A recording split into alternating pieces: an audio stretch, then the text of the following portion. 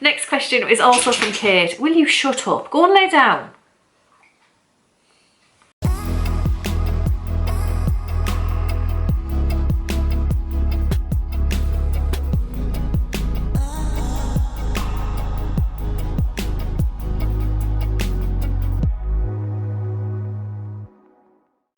Hello, welcome to my channel. My name is Kelly, also known as Roro and Kids.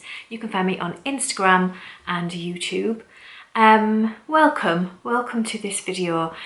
About a month ago, maybe more than that actually, I popped a question box up on Instagram and also on YouTube, on the community page of my YouTube. Just giving people the opportunity to ask me anything, basically, so that I could make a video answering any of your questions. Since then, I've had school holidays and chicken pox, not me. My son had chicken pox. Just lots of things going on, and it's kind of just took me a little while to be able to get this video prepared and done, basically, done for you. So, without further ado, I'm finally getting round to answering your Ask Me Anything questions. Some of them are a little bit technical, and those ones I might not do today and leave for a separate video, because some of them were they would need quite an extensive answer. One in particular springs to mind about altering patterns to fit and extending sleeves and changing necklines and things like that. That's a lengthy thing to answer. So I'm not going to answer those today. I'm going to split them onto a separate video if I can at some point. But today I'm just going to answer the easier questions that you asked me and the ones that are just that I can answer just like this sort of thing. Yeah, so we will get on and we'll see how we go. I've got a lot. I might have to split the video into two. We'll see. We'll see how we go. I didn't expect it to go as bad as it did, and I got a lot of questions. So the first question I got was, when did you start designing? And that was from Ruth. So I started designing, it must have been in 2010, possibly 2009. My first son was born in 2008. He will be 15 this year in October. He was born in 2008, and before then I had been knitting on and off through my life. I learnt when I was 6. So on and off through my life, I'd been knitting and then not, and knitting and then not. When I got pregnant with my son, I didn't knit anything for him. I wasn't knitting at the time, so it just didn't dawn on me to knit him anything. I kind of, at that time, kind of thought of knitting as still old-fashioned. Ravelry was created in 2007, so there kind of wasn't that whole thing, and to me knitting was going down to the knitting shop and buying a pattern, and they were all quite old-fashioned and everything. So I didn't go down that route. I don't know. So I didn't make him anything, and then he got to be about a year and a half old, so around about 2010. And he was very, very independent. He didn't want me to play with him. It was like, no. And so once I'd finished my housework, I was kind of just sat. And then I ended up I can't properly remember.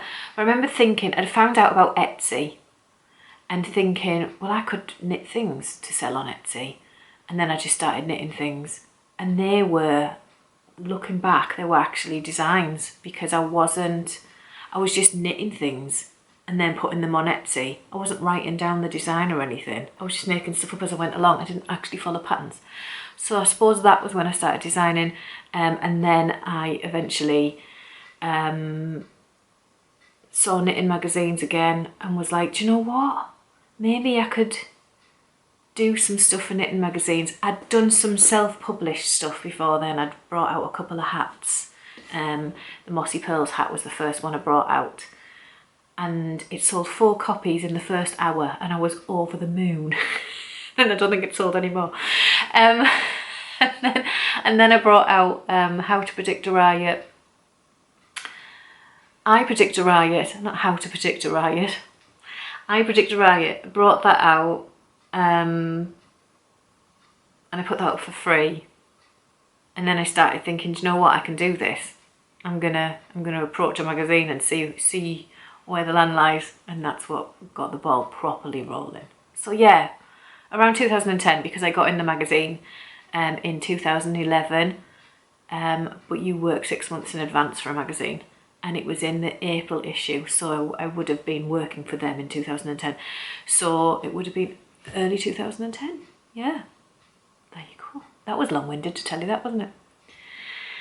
What technique really baffles you or you dislike most, like brioche cables, sewing in ends, etc.? And that's from Kate.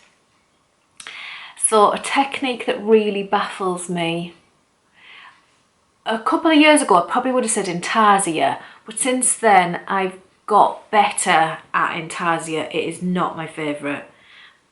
I'm not great at it. I don't really like it, but I can do it now. Brioche I have only ever done once, and that was in the Stephen West MCAL, the shawlography. There was a section of brioche that was only about this big, and I absolutely loved it. But I've never done brioche again. There is a brioche hat in my Make 9 this year, which is by Elise Linko. I'm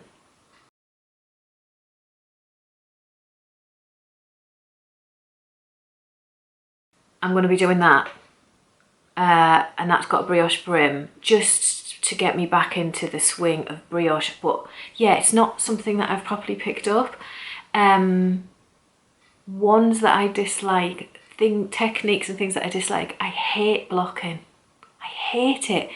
I don't know why, because it's brilliant, isn't it? Blocking is absolutely magic, but I don't mind blocking socks, because I pop them on a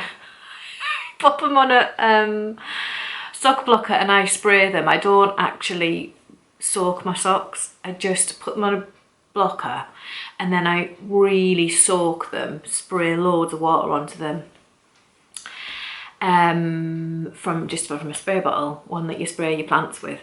That's how I do my socks, and I've never had any issue from that. I've never properly soaked them. Yeah, so that's how I block my socks. Everything else gets soaked.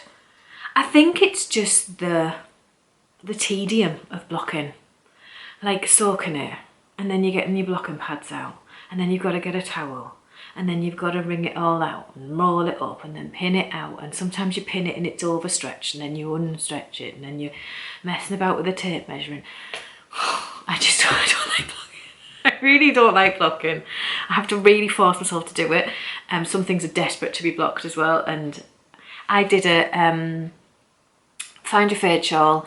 I knitted it in December 21. December 21.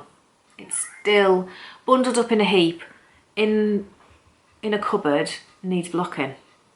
I will do it one day. I just hate blocking. I think also blocking is part of, I live in the UK, our houses are not big. Unless you've got a really nice house and you've got a decent size. Our houses are pretty small. I don't have a dining room or anything. It's basically a front room and a kitchen. And so when I block, it has to go on the floor of the front room, and then I've got to just trust that my dog and my cats won't walk all over it.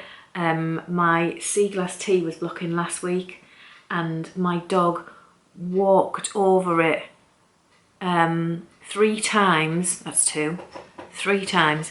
And I did notice afterwards that there was like slight muddy footprint on the blocking pad, and she had stepped on the tea, so she has put muddy footprint on the tea. You just can't see it, but you know, I think it's a bit of a stress.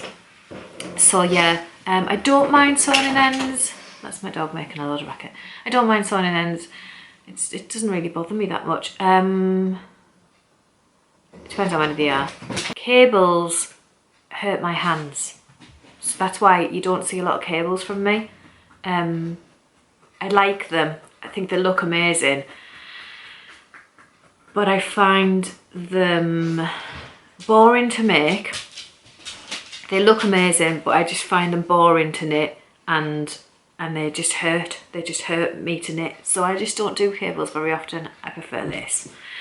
Yeah, I don't think there's any other. I don't think there's a technique that baffles me. It's just ones that I haven't done. And that sounds big-headed, doesn't it? I'm so expert. Nothing bothers me. No, it's not that. It's just that I think everything's all right with practice. Yeah. Next question is also from Kate. Will you shut up? Go and lay down. How do you know what patterns will be popular, she's wrote, and how do you work with or around trends? That's how she's wrote it. So the honest to God truth of the matter is I have no idea if a pattern's going to be popular or not. I knit it because it's popped in my head and I've thought that'll be cool, and then I'll do it. I used to follow the ready to wear catwalk.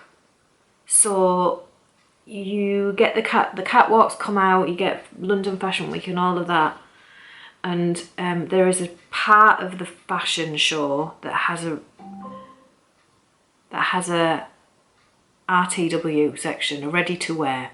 So this is supposed to be the stuff that's going to the high street. So it's not like, you know, like you get the catwalks and they're wearing like ridiculous, like stupid hats that come over the face and you wouldn't be able to walk down the street in it. And plastic bin bags and things like, you know, you get that sort of side of the fashion, don't you? But the ready to wear section is the stuff that is supposed to be going to the high street. So I used to follow that because it comes out just before it comes out on the high street. But it never really got me anywhere, to be honest. I don't know. I never really fell in with it. And I'm never fast enough either. You've got to be really fast to stay in with the trends. So I just don't bother.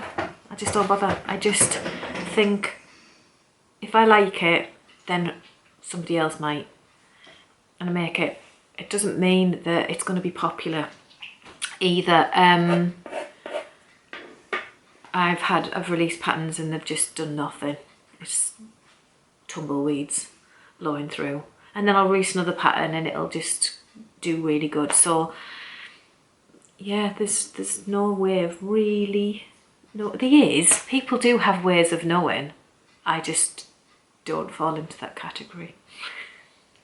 If you watch me long enough, you will start to realise that I am just winging everything.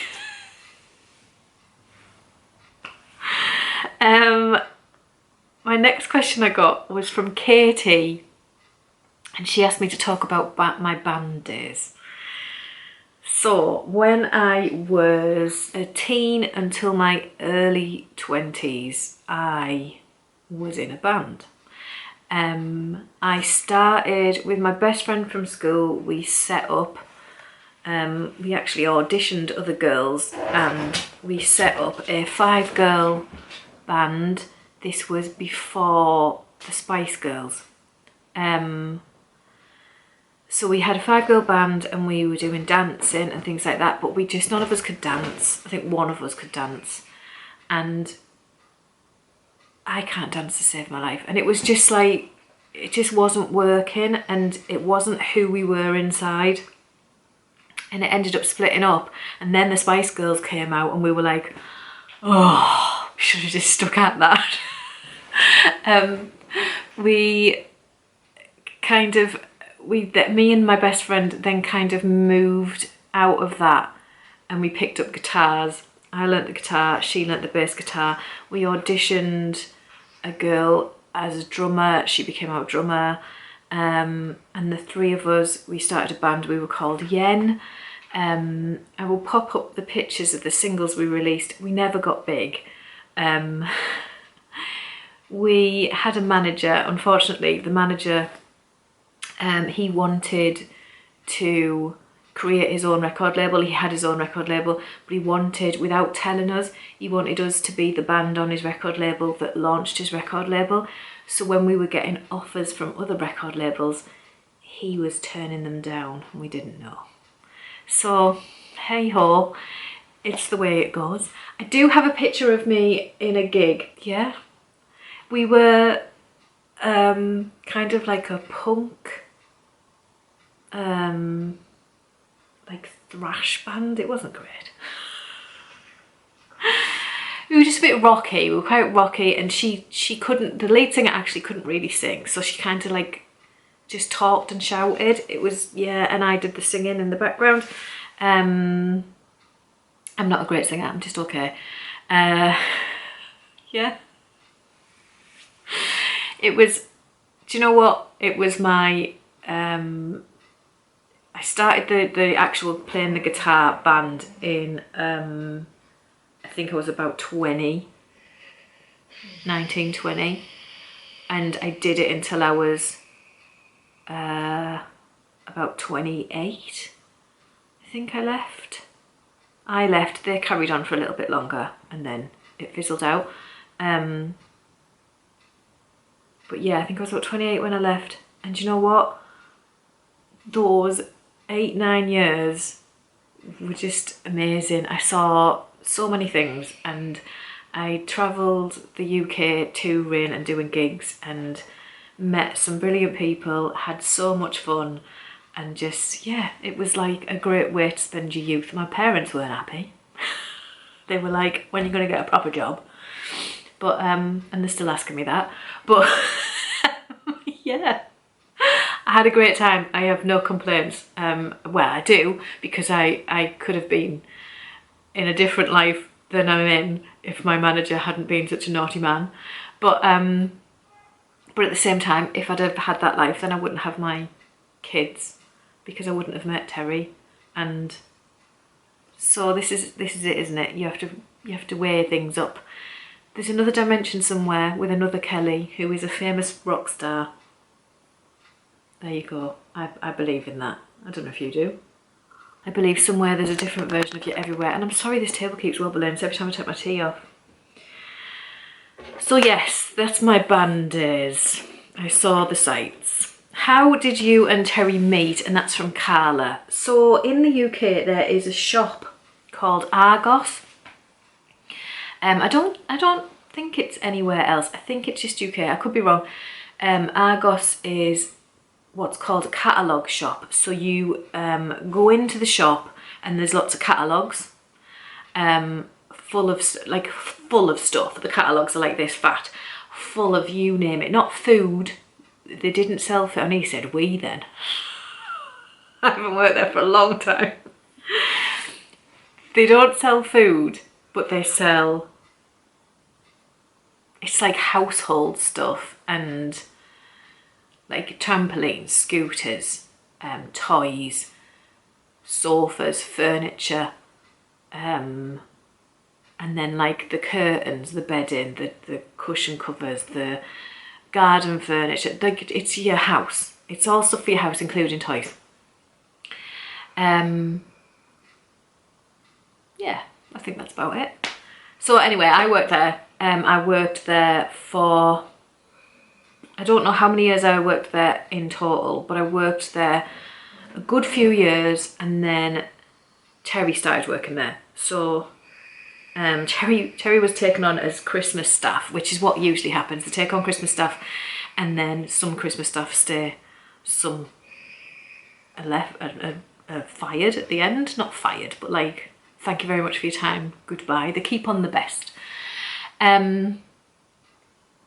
Terry was actually one that was supposed to get fired, and I kind of persuaded my manager to keep him because I liked the look of him.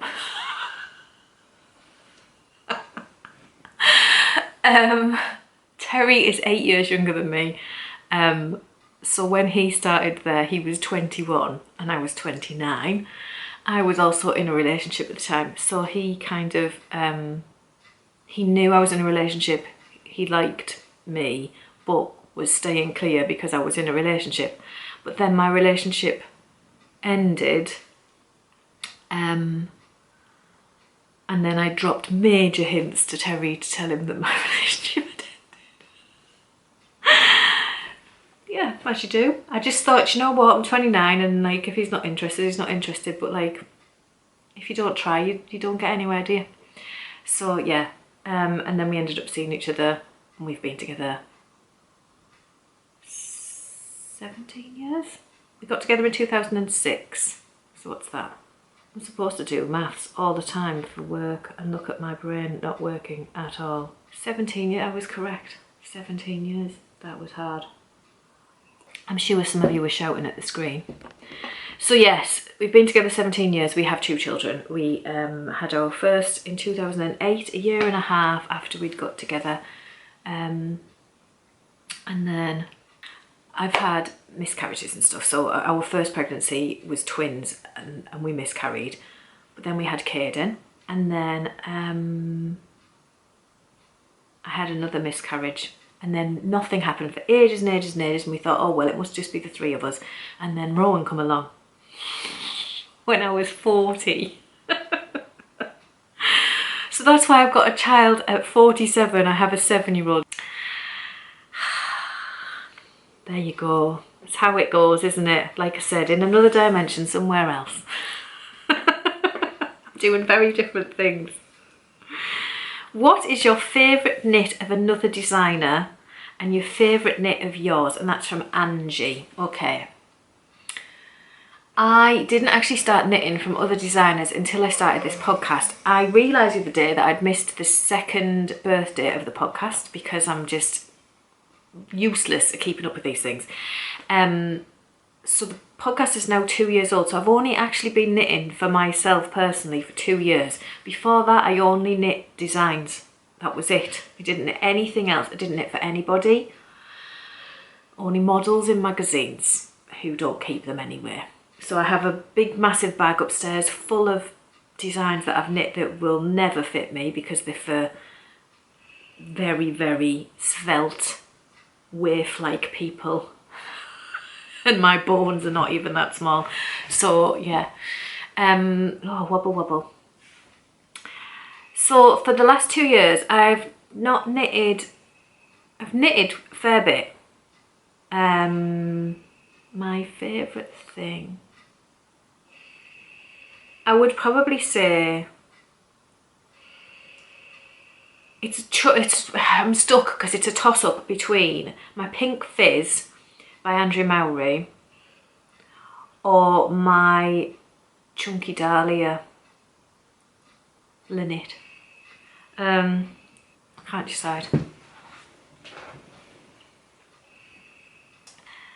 I can't decide which one I like the best. They both just sit really nice and they just fit nice, and I'm not like this with them. However, I've only just finished my sea glass tea and I've only just finished my salty air tea, and they could end up being favourites. It's just those 2 are the 2 that I just grabbed to chuck on. So yeah, I can't decide between those 2. Fave knits of mine, the way my head works with mine is that it's always the thing that I've just finished. So it's currently the Stormseeker tea is my favourite knit of mine. Socks, I would say, you know, it's my Coastal Waters socks. I don't know why, I just really like that pattern. Don't know. I haven't really knit that many other people's socks either. Like I say, I didn't knit for anybody except my designs before, so it's quite hard to choose. What was the tea that caused you to make that face? So this is the face she's talking about, which was around about the time. This is from Linda. Yes, from Linda. Around about the time that I posted up the Instagram, Ask Me Anything, I'd said that I was editing the podcast. I can't remember what tea it was. It was probably just biscuit brew tea because that's what I mainly drink. The Yorkshire tea. It's by Yorkshire Tea. It's called biscuit brew tea. It smells like biscuits but tastes like tea. And I really like it. I edit when I'm doing my podcast and I'm drinking. I always edit the tea drinking out because I don't like the noise. I don't like the swallow noise that you hear, so I always edit that out. I'm probably being weird. But whenever I go to edit, those bits are always like paused because I've like slowed it down to edit it out. So I'm always pulling a really stupid face like as I'm swallowing the tea. So pretty much every single episode. What I should do is, instead of cutting them out, I should edit them out and save them, and then I'll just do a compilation of my tea drinking face, because my tea drinking face is horrendous. It's made me, since doing the videos, it's made me actually paranoid to go out for a drink with anybody. Like, don't look at me when I'm drinking, because honestly I'm like so yes, it was probably just biscuit brew tea, but it's beautiful. It doesn't make me go at all. It's just my stupid face. What's your best resources for designing? And this is from Emily, so bear with me. So over the years, I've accumulated a lot of different books for designing. But when I first started, this one was a massive resource that I use. So it's Knitwear Design Workshop by Shirley Padden, sorry. And it's like, it really works you through like the maths of it all for designing sweaters and things. It is a really good resource to have. I highly recommend it. It's quite old now, and I think you can get it, not like mine's a ring binder, but I think you can get it like as a normal book now as well. But that is a super good one. I might do a separate video for these actually. The Knowledgeable Knitter is also a really good one.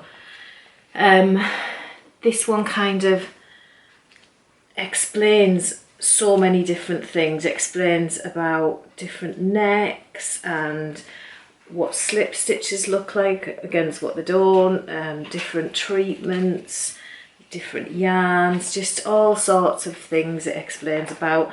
Yeah, it's a really good one. So I'm just going to fly through these a little bit. Vogue Knitting, if you haven't got Vogue Knitting, that's an excellent book that came out a few years ago. Again, this just talks you through understanding just what things are and like how things work, and they're just, I don't know, it's hard to explain. I would have to go into it a bit better, but it's got things about colour knitting and like different ways to hold your needles and everything, the structures, things like that, all about different yarns. If you want to go into like, if you're doing garment design, the Shirley Padden book is really good, but so is, here it is, the Anne Budd top down, you can see I've been doing something in this, the top down sweater book is an amazing resource, and also the Knitting Plus one for going up into the larger sizes, which everyone should be doing. I wouldn't start designing tops now and not doing the larger sizes. Like, I just wouldn't even bother. You have to be able to do that now. Yeah, and this talks you through like just the different ways that you need to manipulate the pattern for the larger sizes. And then I also have these, which I haven't actually used that much because I kind of, by the time I'd got the sock one, I knew what I was doing with socks, so I haven't really looked at it that much, but I should, just to learn some different things. And the shawl one's really good for figuring out your like your yardage and stuff, because I find yardage on shawls can be quite difficult because of the shapes and everything. It's very when you're doing shawls, it gets very mathematical, and I don't really have a mathematical brain, so this is quite helpful for that, to help you to figure that sort of stuff out, and just shows you different shapes and things. Yeah, just different ways to increase, to make the different styles of shawls. I don't know if you can see that. So that's really helpful. As for stitch dictionaries, I have 3 favourites that I go back to over and over again. They're all tatty and torn now, but it's this one, which if you do the Stitch on Sunday blanket, you'll find loads of it is in here because this is like a proper go-to Stitch Bible that I have. I love that one. And I also have these 2 Japanese ones. This one I bought from Amazon, and it's a great one, but it's kind of like, it's a bit more, the patterns are a bit more meaty in this one. They're a bit more extensive and complicated. You also need to be able to read a chart because none of it's written out in Japanese. This one was given to me by Jane Burns, and this is like my go-to Stitch Bible. I absolutely love this Stitch Bible. It's got really extensive ones in there, but it also has like lots of colour work, and it's got some simple ones in there too. Can't you find some simple ones? Yeah, like notes in them and stuff. Feather and fan stuff, and yeah, just some simple. Can't lose my notes because they'll be for something. So yeah, but that's basically, they're the main books that I use. Don't have them out every single time. But yeah, I will do a separate video that talks through these books a bit more extensively, I think. What made you make the jump from knitting other patterns into designing your own? And that's from Naomi. Like I said before, I didn't knit other people's patterns before. I just basically picked up the needles and just used to make stuff up. I don't actually remember following patterns,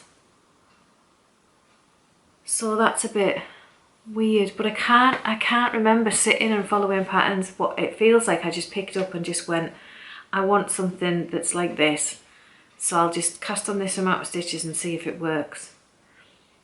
And I didn't know how to do it either. It was kind of just all guesswork. And then eventually, when my son was very, very independent, like I said before, I got bored sitting at home, and I was like, what can I do? I think I started knitting for Etsy, and then I'd found a pattern, which was this one, which was a scarf that really intrigued me, how she's got them long strands in between knitted stitches, and I hadn't seen that before. And I'd found that, and that led me to Ravelry, and I discovered Ravelry. And then, and I remember that because I'd messaged that designer and said, I don't know what I've done wrong. And I'd done just a normal cast on, a knitting on cast on, and I'd knitted the entire scarf, and then I couldn't pull those stitches out. And she was like, oh, you needed to do, I think it was provisional cast on, it must have been. So you can pull out the cast on row. And I was like, I've never heard of any of that, don't know what's going on. And that was like 2008. And that got the ball rolling. That intrigued me so much. And then I was on Ravelry then, and I was like, oh, okay, like let's see what goes on here. And then I started to realise, do you know what you could do? You could sell patterns instead of making these things and no one's buying them because they were rubbish. Let's start making some patterns, and then I did. But yeah, I never really followed anybody else's pattern because of that scarf that I bought, that scarf pattern. Like I just didn't read things properly, and I'm still not very good at reading people's patterns properly. quite a nightmare. Like I'll just skim it. It sounds like I think I know better, I'll just do whatever. And it's not that. I look at the pattern and go, oh yeah. But I don't read it properly, and then I miss bits, and then I get myself in trouble later down the line. So really, that's a big fault of mine, and I really should stop doing that. Because when people contact me and go, this doesn't work because of this, and I go, you haven't read that bit right, you need to read that again. And they're like, oh yeah. I get a bit annoyed that they've like contacted me when they haven't read the pattern properly, but I do it all the time. Oh, terrible. Right, favourite yarns to knit with versus least favourite you've used. Favourite knitting tools, overrated knitting tools, etc. Unpopular knitting ideas. Okay, so this is one of the questions that I'm going to do a separate video for, especially the unpopular knitting ideas, because I would need to really try and think of that. I don't really know. So, and tools is difficult because I have my tools and I don't really have many. I just have what I've got.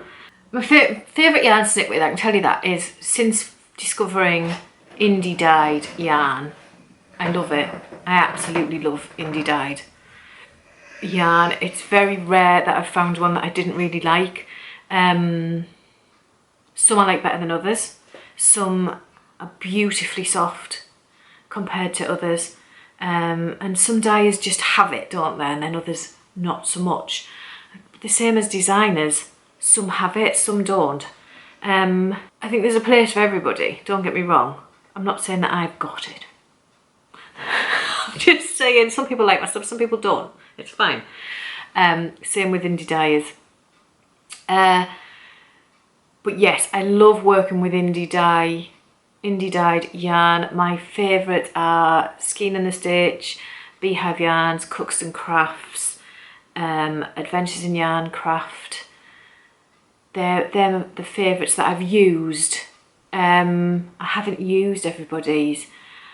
Least favourite, commercial favourite yarns. Do you know what? I love Cascade. I love West Yorkshire Spinners. If you watch my podcast, you'll know that I use drops a lot because I swear by drops. It's so budget friendly. I always think acrylic is a difficult topic to talk about because it's one of them controversial ones, isn't it? Like, I don't like acrylic, but that's just my personal opinion. If you want to use acrylic, I don't mind. You crack on and use acrylic. That's fine by me. I just personally don't like it. I've used it a lot in the past, and I use a lot that's got a bit of wool in it, and then that feels a bit nicer to me. I just don't. I find it cuts my finger when I'm knitting. That's where I wrap my tension around this finger, and it tends to cut it because of the plastic thing. Things like that. I'm not a fan of acrylic. But if you use acrylic, please don't think I'm being like, because I'm not. It's absolutely fine. It's just not for me. The same as mohair isn't for other people, and I don't think mohair would be for me. I haven't used it. I'm using Surrey at the minute. Working on a ranunculus, and when I'm knitting with it I can feel it in the back of my throat, and that's Surrey. So if I was like that, if it was mohair, oh no thank you. The least favourite yarn I've used was a yarn by Rico Essentials, and it was a metallic yarn. I did a little girl's crown and cape for Let's Knit magazine for the Coronation edition, and that was knitted in this metallic yarn, and oh my god, it was rough. It really hurt to knit with. It was just so, it wasn't sharp, it was just really rough, and it really cut my hands pulling it through and everything. And yeah, that was the worst yarn I've ever knit with, I think. Yeah. Favourite tools, I love my Chiagu needles. They're never too far away. I actually have a double set. My partner bought me, Terry, bought me, don't fall out because you nightmare for that. My partner bought me this side. So I had a bag with just this side in and this side was blank. But then he bought me the double side a bit later on because I love them so much. So I actually have, I've just put them all in the same pouch. So I only have one set of the fatter ones, but I don't really use them very often. And then I have 4 of the thinner ones because I do use them. So yeah, I love them. They're the interchangeable ones. And I also have the sock set of Chiagu. I have the red pouch of the sock set. Other needles that I use, I've got really old ones that are like Pony and things like that, really old and cheap. But to be fair, they're still going. So I can't like go, Pony, because they're still going.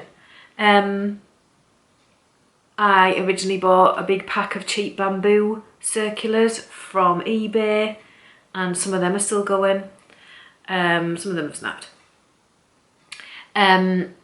Yeah, I have my cheap bamboo. I still use some of them sometimes, not very often because they do tend to split where the wood meets the cable, and they've split on me a couple of times. So I've stopped using them now, but I did use them extensively for a long time. I also bought a big pack of cheap circulars from eBay, so they probably come from China, that were just every size of circular with a metal cable, and some of them are still going strong. Still use them. I have used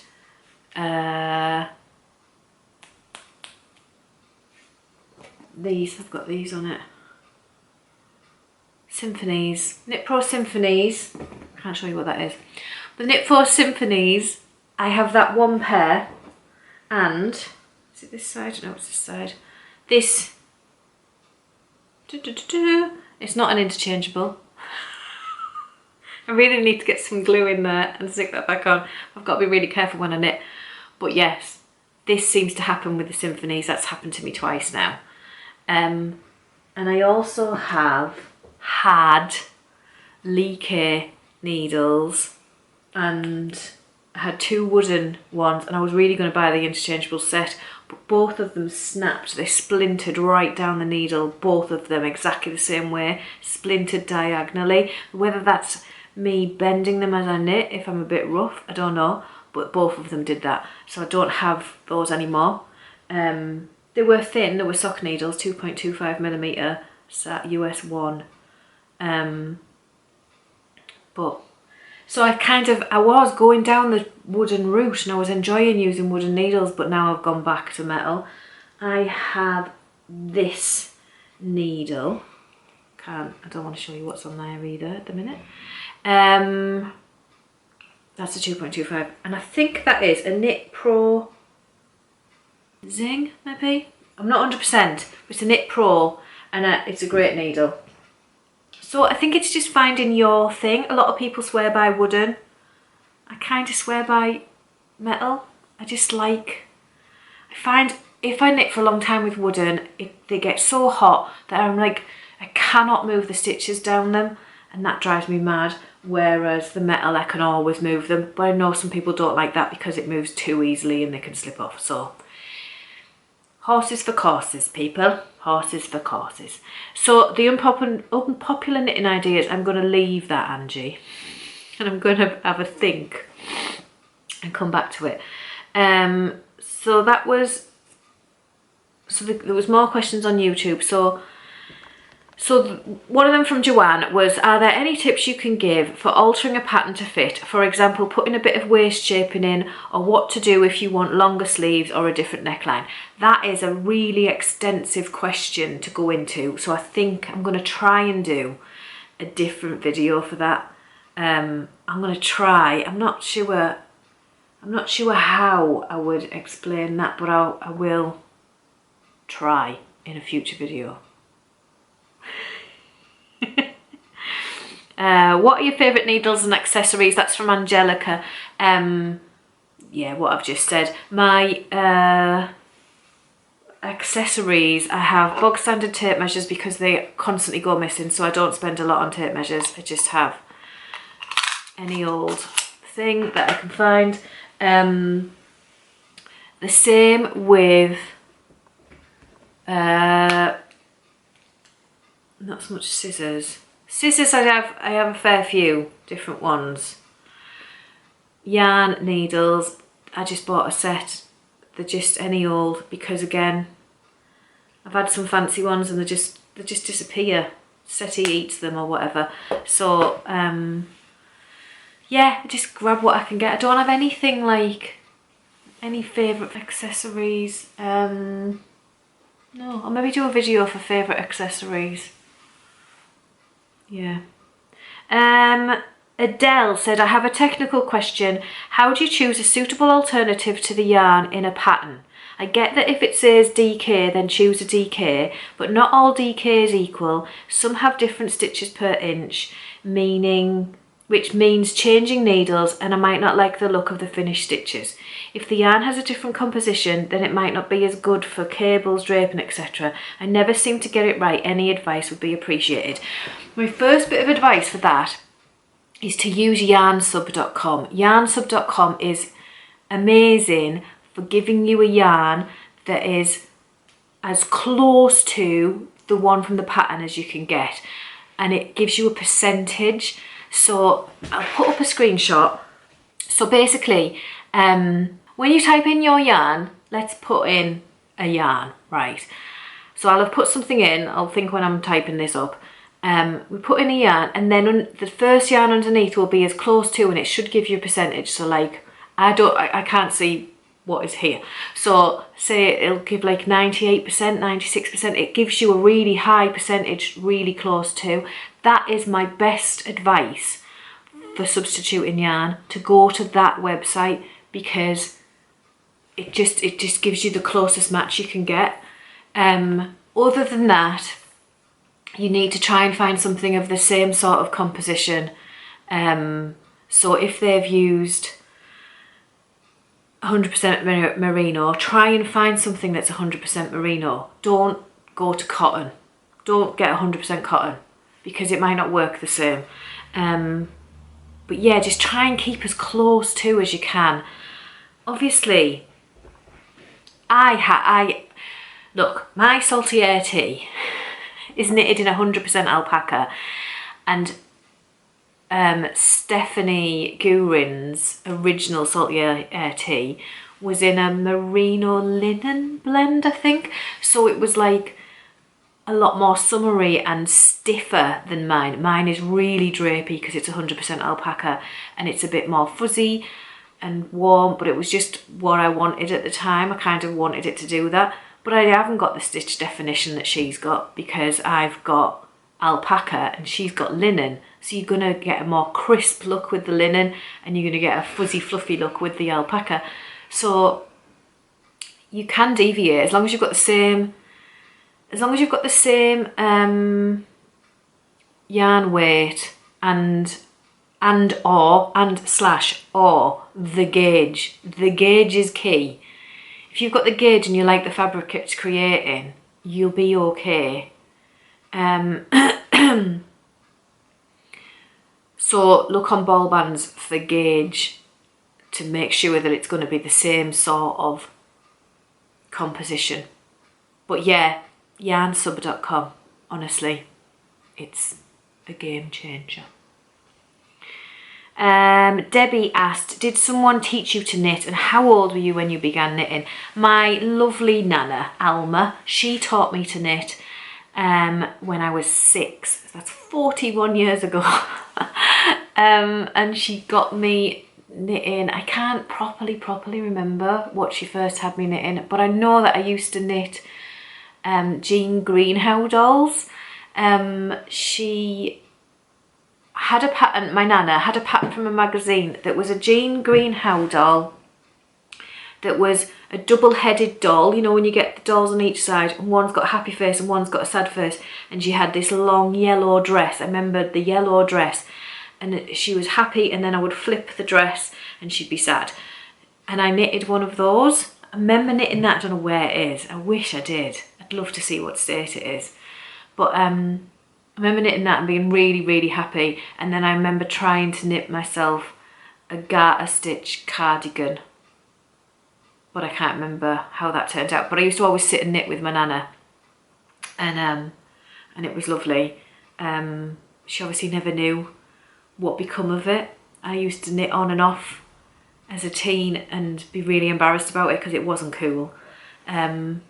So she never really found out. She died when I was 25 and I didn't start doing this until I was 6 or 7 years later, 32. So, which really upsets me. I wish she knew because she really, really made me who I am, basically. But yeah, she used to knit with straight needles. I have her knitting bag upstairs with all her needles in and her buttons and things. I've never washed it and it's full of glitter in the bottom. She used to knit with her needles stuck under her left arm like that, and she would knit like that. And I used to knit with the straight needle between my legs, and I would knit like that for a long time until I discovered circulars and things. So yeah, bless her. Would you recommend visiting Yarndale, and are you going again this year? So that's from Joanne. Okay. Yes, I am going this year, and I'm going for both days. And there's a reason for that. Yarndale is massive, and we went for one day last year, and it was so big that by the time we got to the end, we were exhausted. So this year we're going to go for 2. We're going to stay over and go for 2. As a first yarn festival, I probably wouldn't recommend it. It is incredibly overwhelming. Yarn festivals are very, very overwhelming. They're amazing. They're amazing. But when you walk in and you start looking, it's kind of like, there's so much to see, and there's Yarndale in particular. You walk in and you're in these aisles, but you can see all these aisles all the way over there, and all the yarn and all the equipment and everything. And it's kind of like, but if I buy this here, by the time I get over there, I won't have enough money left. And what if over there is better than over here? And it kind of messes with your head. I find that when I go to a yarn festival, I need to have saved a decent amount of money, because there's no way I'm walking in there with £20 and buying one skein. It's never going to happen. I'd rather not go. So I try to take a couple of £100, and so that I know that I can get as many things as I can get, sort of thing. But then when I initially walk in, the first purchase it's got to grab me. It's got to grab me and shake me about and go, it's me, you have to buy me. That's what it has to do. If it doesn't do that, then I keep going. When that first one does that, that's kind of like, right, the ball's off, and I'll just shop then. I see something and I'm like, oh yeah, I need that, and I'll get it. But that first one is key. It has to really get hold of me. So yes, I do recommend going, but I recommend going maybe I went to Yorkshire Yarn Fest first, and that was not as intimidating. It's still overwhelming. There's still so much stuff, and you worry that you're going to run out of money. But it's not as intimidating. Yarndale is just like, so many things. So yeah, it's amazing. It's amazing. And if you go, please let me know, because we'll have to have a meet. And Hannah has asked favourite and least favourite and most used makes. So we've kind of had this already. So most used makes is definitely my Chunky Dahlia and my Pink Fizz by Andrea Mowry. Least favourite, my Crown Hawthorn tee. I've never wore it. I don't know why. I've never picked that up. So I need to try and wear that this summer. There's nothing wrong with the pattern. don't know why I don't wear it. I just haven't. Have I got any least favourite socks? Only my shorty ones. I've got most ardently shorty socks, but I don't wear shorty socks, so those ones never get worn. But it's no reflection on the pattern, that's just my personal taste. Yeah.